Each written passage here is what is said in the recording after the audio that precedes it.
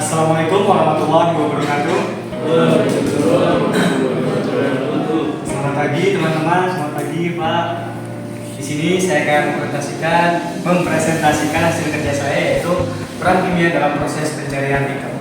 Sebelumnya saya akan menjelaskan apa itu nikel. Nikel adalah sebuah logam transisi yang menduduki tempat ke-28 dalam tabel periodik unsur.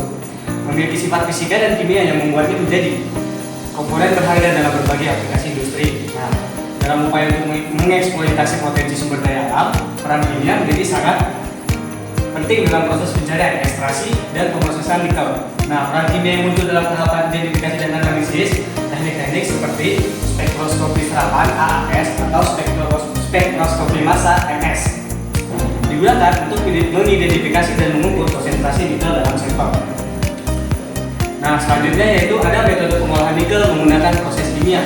Nah, metode yang digunakan pada saat pengolahan nikel menggunakan proses kimia yaitu proses hidrometalurgi atau pirometalurgi. Nah, hidrometalurgi ini sering digunakan dan melibatkan pelarutan biji dalam larutan asam. Biasanya menggunakan asam sulfat, natrium hidroksida atau amonia, digunakan untuk mengendapkan logam lain dan meninggalkan larutan nikel yang dapat diolah lebih lanjut. Nah, metode selanjutnya yaitu ada metode pirometalurgi, yang dimana metode pirometalurgi ini digunakan melibatkan pemanggangan biji pada suhu tinggi untuk menghasilkan nikel matte. Nah, nikel matte ini kemudian diproses lebih lanjut untuk memurnikan nikel. Nah, selanjutnya yaitu ada metode pemurnian. Nah, metode pemurniannya yaitu menggunakan metode elektrolisis, yang dimana metode ini dilebur dan ditempatkan dalam sel elektrolisis dengan elektroda positif dan negatif. Nikel kemudian terdeposit pada katode dan dipisahkan dari logam lain. Selanjutnya yaitu ada pemanfaatan nikel dalam industri. Nah, pemanfaatannya ini bisa mencakup berbagai hal, contohnya seperti industri logam, elektronik, energi, kimia, dan pemantap lainnya.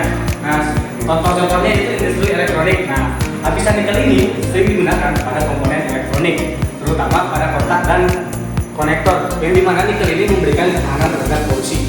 Selanjutnya yaitu penggunaannya yaitu pada baterai.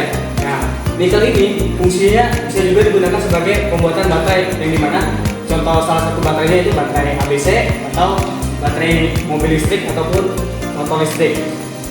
Nah, selanjutnya juga nikel itu juga bisa digunakan dalam industri kimia. Nikel digunakan sebagai katalis dalam berbagai proses kimia seperti hidrogenisasi dan dehidrogenisasi. Katalis nikel sering digunakan dalam produksi amonia dan dalam proses kimia lainnya. Sekian dari saya. Bila ada kesalahan, mohon maaf. Wassalamualaikum warahmatullahi wabarakatuh.